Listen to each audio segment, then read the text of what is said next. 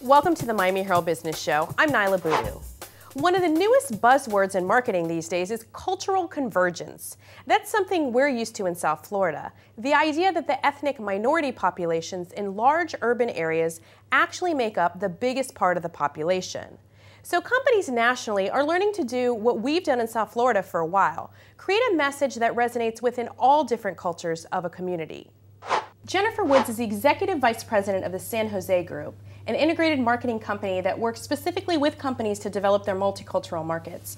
Jennifer, thanks for joining me today. It's a pleasure to be here. First, can you explain to me what is exactly multicultural marketing?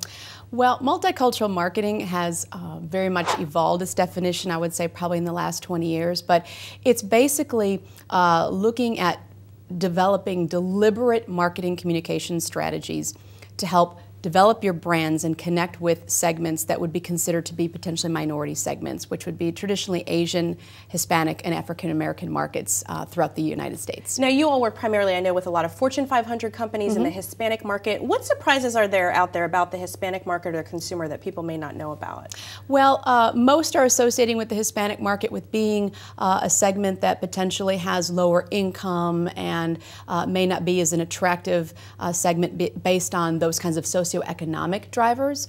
But once they peel back and really understand how the segment operates, they're noticing that the higher discretionary dollars are there. They're spending more on consumer packaged goods for their family, more on apparel, more on just dozens of categories.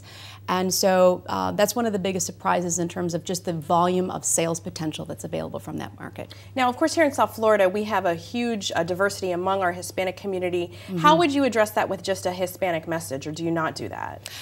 We will typically address it in the following way. We'll more than likely look at more of the common denominators that are going to be present inside of the Hispanic market segment that will help the brand create more of an umbrella, more of a national strategy from a messaging standpoint. But then if we're doing local marketing activities, such as a market like Miami or San Antonio or Chicago or LA, there are certain things that we can do to then nuance to some of the subtle cultural differences that are going to exist between those markets. What kind of things? Well, there's going to be the obvious thing with language and dialect. Certain foods, for example, are called certain things from some parts of the segment, whereas maybe Cubans or Puerto Ricans would call certain things by different names, and so you have to take those things into account. Music clearly is going to have opportunities to change with music beds inside of advertising from market to market. Okay, great. Thank you so much for those insights. You're welcome. That was the San Jose Group's Jennifer Woods.